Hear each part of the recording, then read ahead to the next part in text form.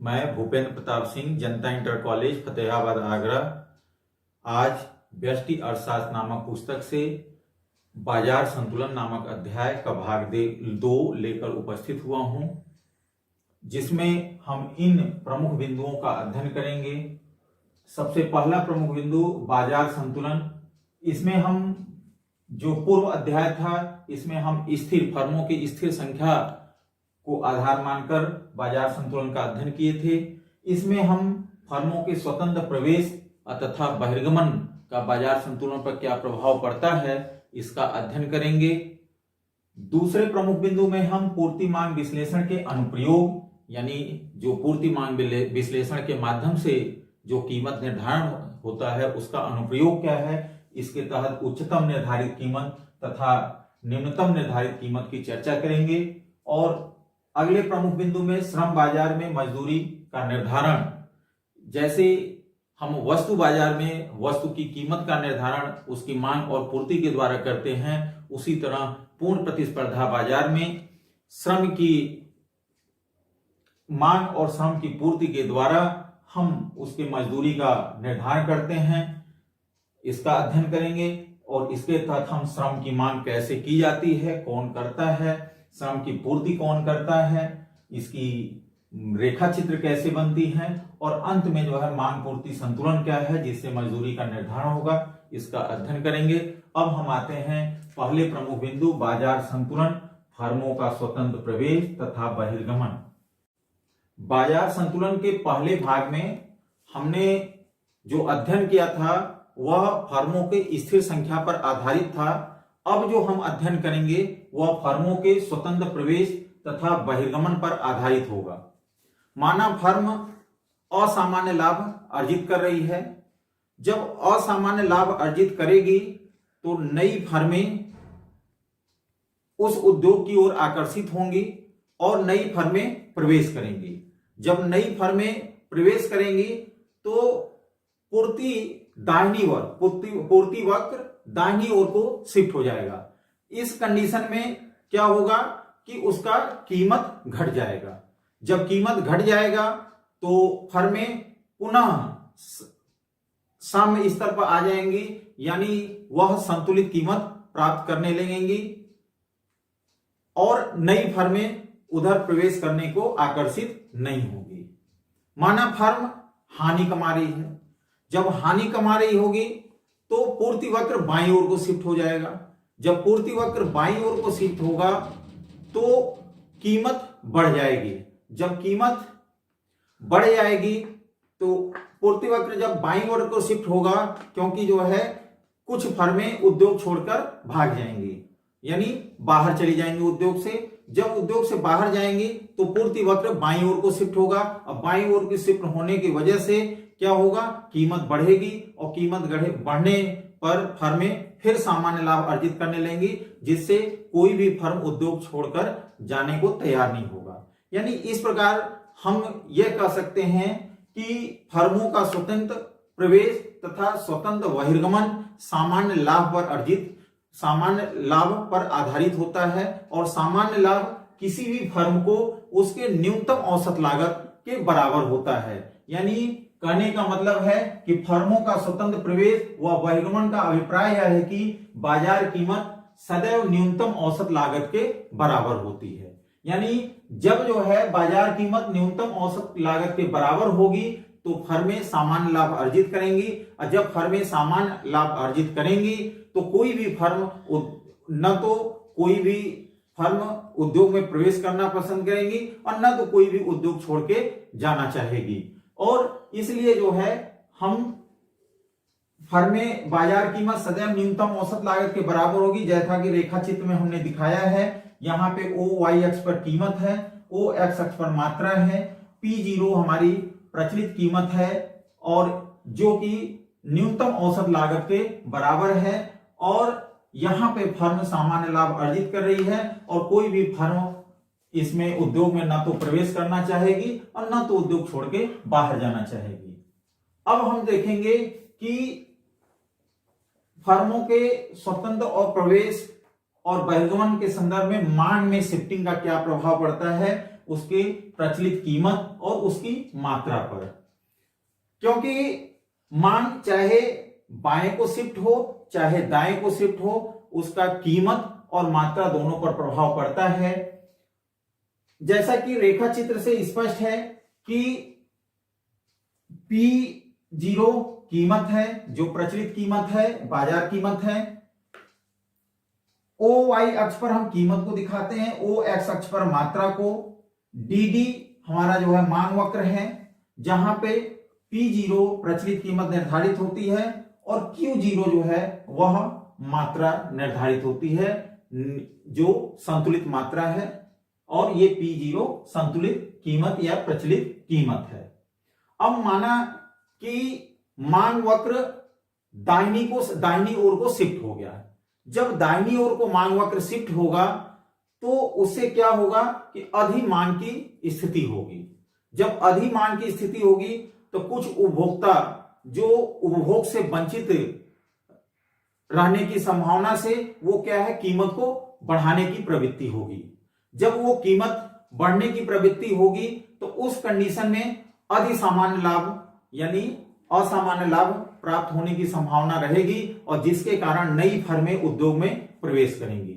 जब नई फर्में उद्योग में प्रवेश करेंगी तो क्या होगा, फिर वह जो है कीमत उसी कीमत पर आ जाएंगी जो प्रचलित कीमत है, और वहां पे कोई भी फर्में नई जो है प्रवेश करना नहीं चाहेगी, और फिर उसी कीमत पर वह मात्रा जो होगी वह Q1 के बराबर यानी मात्रा बढ़ जाएगी, पूर्ति बढ़ जाएगी। नई उद्योगों में नई फर्मों के प्रवेश करने से वह मात्रा अधिक जो है उपलब्ध कराएंगे, क्योंकि वह प्रचलित कीमत पर नई फर्मों के प्रवेश से मात्रा बढ़ जाएगी। जैसा कि रेखा चित्र में आप देख रहे हैं, P0 कीमत पर पहले संतुलन E बिंदु पर, जहां DD न्यूनतम औसत लागत को E बिंदु पर काटती है, और जहां हमें संतुलित मात्रा Q0 और संतुलित कीमत जो प्रचलित कीमत है P0 प्राप्त होती है। जब ये दाहिनी ओर को शिफ्ट होता है और नई फर्में प्रवेश करते हैं तो वह नए संतुलन F बिंदु पर होता है, जो न्यूनतम औसत लागत को F बिंदु पर काटती है, और नया मात्रा जो है Q1 के बराबर होती है। यानी कुल मिलाके जो पहले फर्में N0 के बराबर थी वह N1 के बराबर हो जाती हैं, यानी वह पहले से अधिक फर्में आ जाती हैं और उसी प्रचलित कीमत पर वह अपनी मात्रा को बढ़ा देती हैं। अब हम आते हैं, यदि माना कि फर्म का मांग वक्र है, वह मांग वक्र क्या है, बाईं ओर को शिफ्ट होता है। जब बाईं ओर को शिफ्ट होगा तो क्या होगा कि अधिपूर्ति होगी। अधिपूर्ति होगी तो क्या होगा कि कुछ फर्में जो अपनी पूर्ति को बेचने में असमर्थ हैं वह कीमत घटाने का प्रयास करेंगी। जब कीमत घटाने का प्रयास करेंगी तो कई फर्में ऐसी होंगी जो न्यूनतम औसत लागत से नीचे चली जाएंगी, तो वो जो है उद्योग छोड़ के बाहर चली जाएंगी। जब उद्योग छोड़ के बाहर जाएंगी तो कीमत पुनः जो है प्रचलित कीमत यानी P0 पर यानी पहुंच जाएगी, जो संतुलित कीमत पहले थी। और उसी संतुलन कीमत पर जो कुछ उद्योगों जो है, क्योंकि अब जो है कोई भी बहिर्गमन करने को तैयार नहीं होगा क्योंकि प्रचलित कीमत पर आ गई, तो फिर उसी पर वह मात्रा को उपलब्ध कराएंगी। जैसा कि हम रेखा चित्र में देख रहे हैं, सेकेंड रेखा चित्र में, कि P0 हमारी प्रचलित कीमत है और Q0 हमारी प्रारंभिक मात्रा हमें जो है, जब यह बाएं को शिफ्ट हो जाता है, जो कि पहले न्यूनतम औसत लागत को H बिंदु पर काटती है, यहाँ पे संतुलन बिंदु है। लेकिन जब हम बाएं को शिफ्ट होता है मांग, तो हम G पर नया संतुलन प्राप्त होता है, यानी उसी प्रचलित कीमत पर अब हम नई मात्रा Q1 के बराबर प्राप्त करते हैं। यानी जो अब जो है बचे हैं N0 N2 फर्में, और मात्रा जो है वह Q1 के बराबर Q1 के बराबर उपलब्ध कराती हैं। इस आधार पर हम इस निष्कर्ष पर पहुंचते हैं कि जब मांग वक्र जो है बाईं ओर दाईं ओर को शिफ्ट होगा तो फर्मों की संख्या बढ़ेगी और उसी प्रचलित कीमत पे अधिक मात्रा की पूर्ति होगी। और जब हम मांग वक्र बाईं को शिफ्ट होगा तो उसी प्रचलित कीमत पर मात्रा पहले से कम पूर्ति होगी और पहले से फर्में कम रहेंगी। अब हम आते हैं अगला प्रमुख बिंदु, पूर्ति मांग विश्लेषण का अनुप्रयोग। जब कुछ वस्तुओं और सेवाओं की कीमत वांछित स्तर से अधिक या वांछित स्तर से कम हो जाती है तो ऐसे स्थिति में सरकार को उसका नियमन करना आवश्यक हो जाता है। सरकार के नियमन का बाजार पर निम्न प्रभाव पड़ता है। सबसे पहला है उच्चतम निर्धारित कीमत। किसी वस्तु या सेवा की सरकार द्वारा निर्धारित कीमत की ऊपरी सीमा को उच्चतम निर्धारित कीमत कहते हैं। इसके उच्चतम कीमत निर्धारण के उदाहरण हो सकते हैं आवश्यक वस्तुएं जैसे चीनी है, चावल, गेहूं, मिट्टी का तेल है।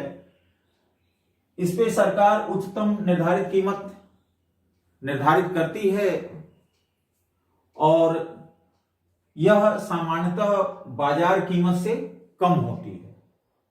जैसा कि रेखा चित्र में आपको दिखाते हैं, रेखा चित्र में OY अक्ष पर कीमत तथा OX अक्ष पर मात्रा को दिखा रहे हैं। P मांग DD मांग वक्र है और SS पूर्ति वक्र जो कि बाजार कीमत संतुलन E पे है और कीमत P निर्धारित होती है और संतुलित मात्रा Q है। कुछ उपभोक्ता ऐसे होंगे जो इस बाजार कीमत को पर उपभोग नहीं कर सकते, चूंकि सरकार का मंशा होता है कि सभी लोग उपभोग से वंचित न रह पाए और इस उद्देश्य से वह कल्याण के उद्देश्य से सबका हित चाहती है, इसलिए वह निर्धारित उससे उच्चतम निर्धारित कीमत को निर्धारण पीसी पे करती है। यानी सरकार ने कीमत पीसी के बराबर निर्धारित कर दी।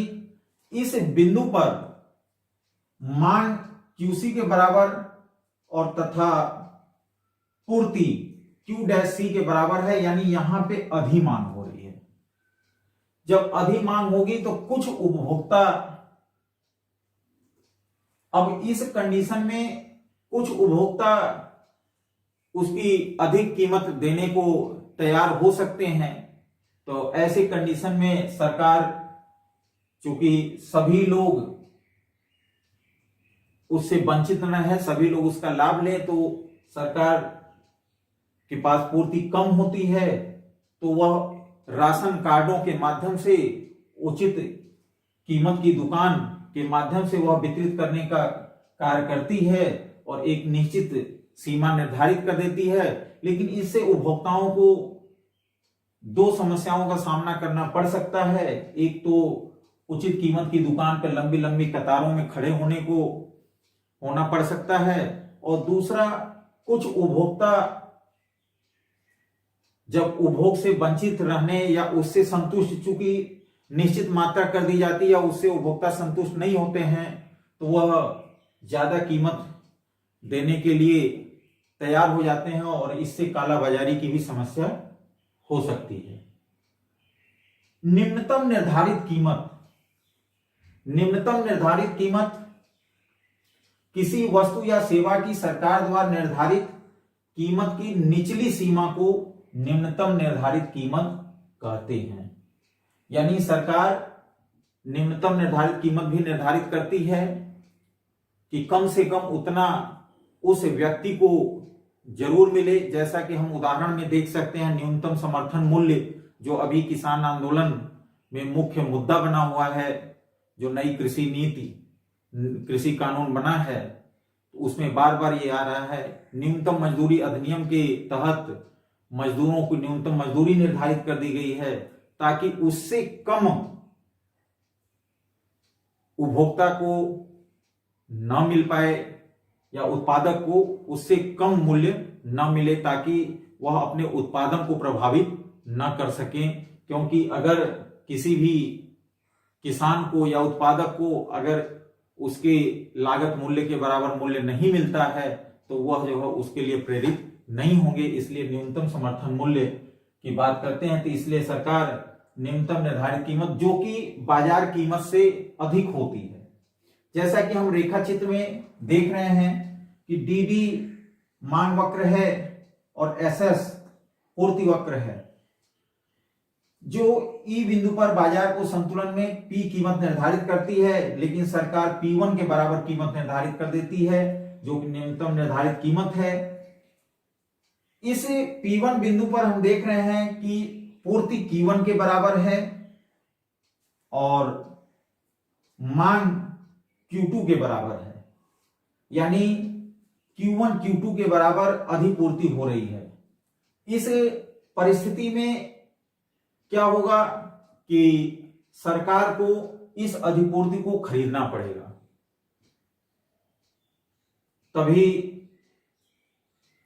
किसान या उत्पादक उत्पादन के लिए सक्रिय रहेंगे। तो यानी इस परिस्थिति में तो जो न्यूनतम निर्धारित कीमत होती है उसमें यदि अधिपूर्ति होती है तो उसे सरकार खरीदती है अधिपूर्ति को। तो ये हमारा Q1 Q2 के बराबर अधिपूर्ति है। अब हम आते हैं अगले प्रमुख बिंदु, श्रम बाजार में मजदूरी निर्धारण।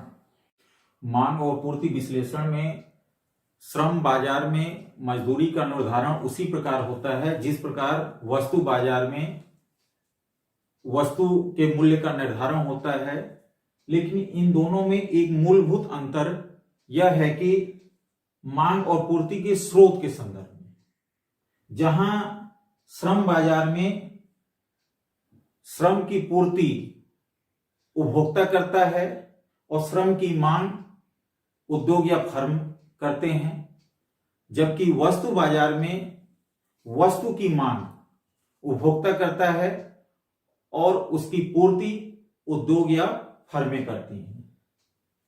श्रम बाजार संतुलन में तब होता है जब बाजार मजदूरी का निर्धारण वहां होता है जब श्रम बाजार संतुलन में हो, अर्थात श्रम की मांग और श्रम की पूर्ति दोनों बराबर हो। अब हम आते हैं श्रम की मांग। ये श्रम की मांग क्या है?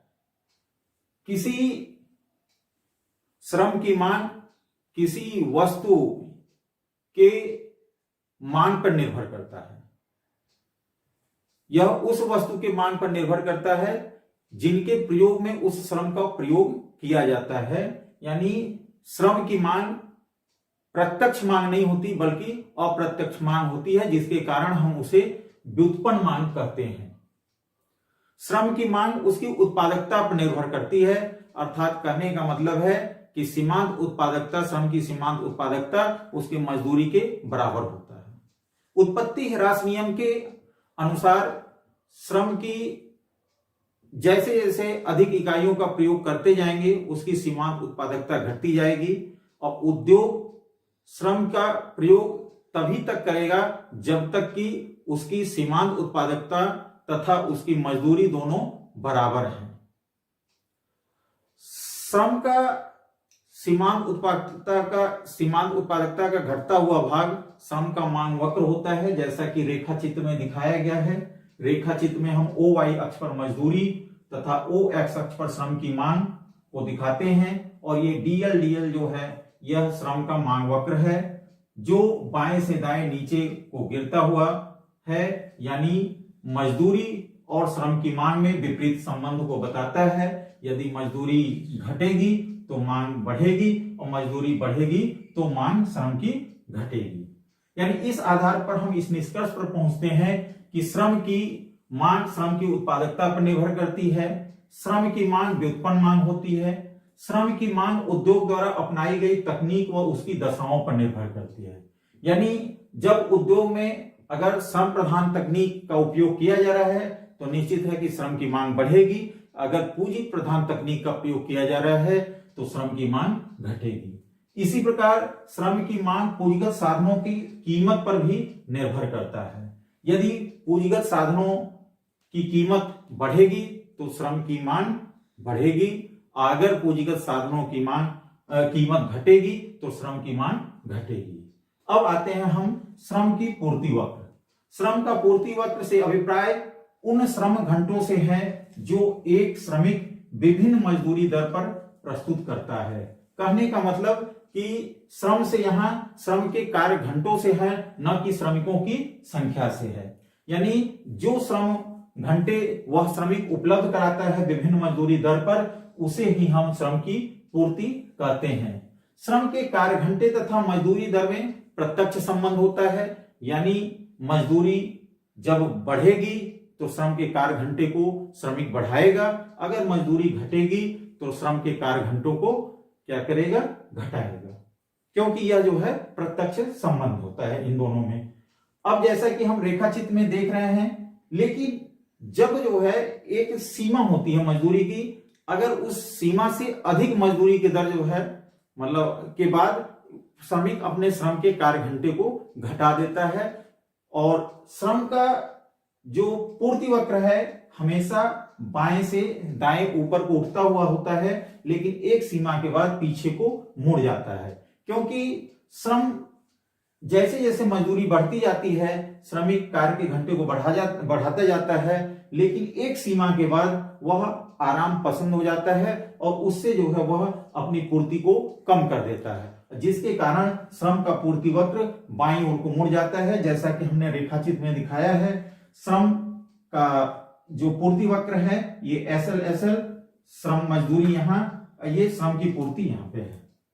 श्रम का जैसे जैसे मजदूरी W1 से W2 की तरफ बढ़ रहा है वह पूर्ति को बढ़ाता जा रहा है, N1 से N2 ऐसे बढ़ाता जा रहा है, लेकिन N3 की सीमा के बाद N3 तक अधिकतम श्रम के कार्य घंटे को बढ़ा रहा है, यानी WT मजदूरी तक, लेकिन WT मजदूरी के बाद जैसे ही W3 की तरफ जा रहा है वह अपने श्रम के कार्य घंटे को यानी पूर्ति को कम कर रहा है, यानी जब W3 जो है मजदूरी हो रही है तो वह श्रम की पूर्ति N2 के बराबर करता है, W2 पर वह अधिकतम पूर्ति W2 पे ये अधिकतम N3 के बराबर वह पूर्ति कर रहा है।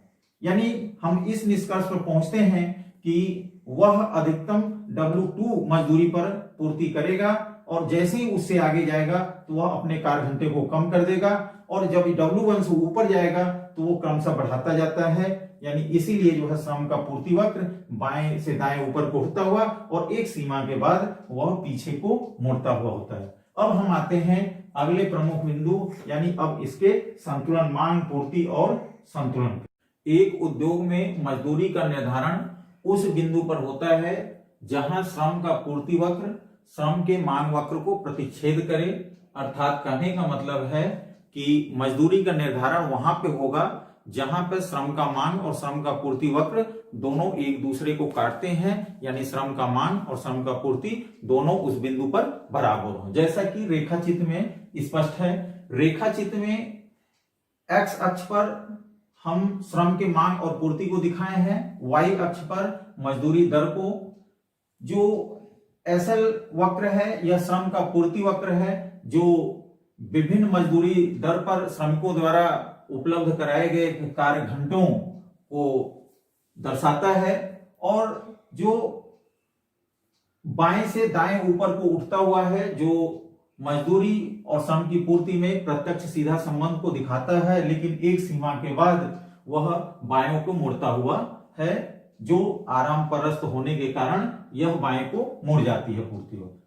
ये DL यह श्रम का मांग वक्र है जो बाएं से दाएं नीचे को गिरता हुआ है, जो मजदूरी दर और श्रम की मांग में विपरीत संबंध को बताता है, और जो इनके ऋणात्मक संबंध है, मजदूरी दर घटने पर इनकी मांग बढ़ती है श्रम की, और मजदूरी दर बढ़ने पर श्रम की मांग घटती है। ये दोनों ई बिंदु पर एक दूसरे को काटना है, यानी मजदूरी दर ई बिंदु पर जो है निर्धारित होगा, क्योंकि ई बिंदु पर श्रम की मांग और पूर्ति दोनों बराबर है, जो W के बराबर होता है। यानी कुल मिलाके जो श्रम की मांग है वह ON के बराबर है, श्रम की पूर्ति ON के बराबर है, और इस जो है श्रम और मांग की पूर्ति के आधार पर जो मजदूरी दर निर्धारित होती है वह OW है।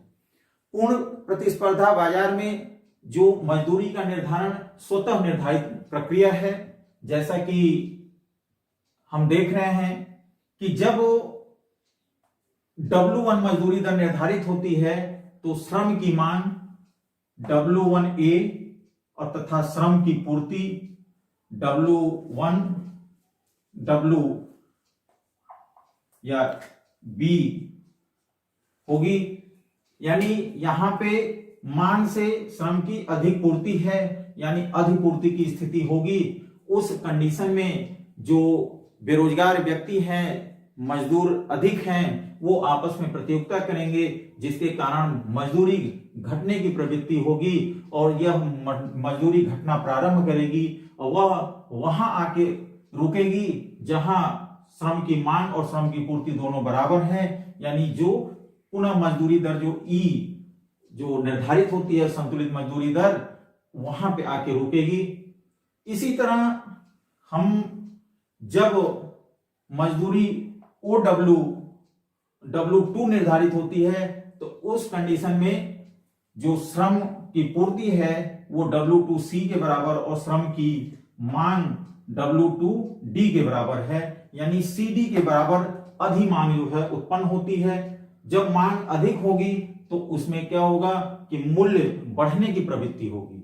जब मूल्य बढ़ने की प्रवृत्ति होगी तो उस कंडीशन में मजदूरी बढ़ना प्रारंभ हो जाएगा। जब मजदूरी बढ़ना प्रारंभ होगा तो वह अंतिम में आके W पे रुकेगा और W पर चूंकि यह संतुलित मजदूरी दर है, क्योंकि इस बिंदु पर श्रम की मांग और श्रम की पूर्ति बराबर है, इसलिए जो श्रम की मांग ON, श्रम की पूर्ति ON और मजदूरी जो निर्धारित होगी वो OW के बराबर, यही संतुलित मजदूरी दर है।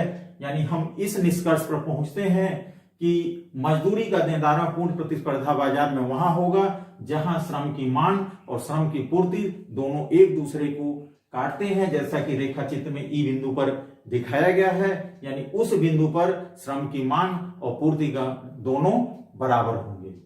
अब हम इस चैप्टर के बाद ये देखते हैं कि इसमें कई प्रश्न जो है छोटे छोटे आते हैं, जैसे श्रम की मांग का वक्र कैसा होता है, श्रम की पूर्ति का वक्र कैसा होता है, यह पीछे को मुड़ता हुआ क्यों होता है, उच्चतम निर्धारित कीमत क्या है, निम्नतम निर्धारित कीमत क्या है, या बाजार में फर्मों का प्रवेश और बहिर्गमन का बाजार संतुलन पर क्या प्रभाव पड़ेगा। इन सभी का अध्ययन अगर हम पिछले में देखें और इसमें, तो बाजार संतुलन स्पष्ट होता है और इसमें सभी जवाब मिल जाएंगे। धन्यवाद।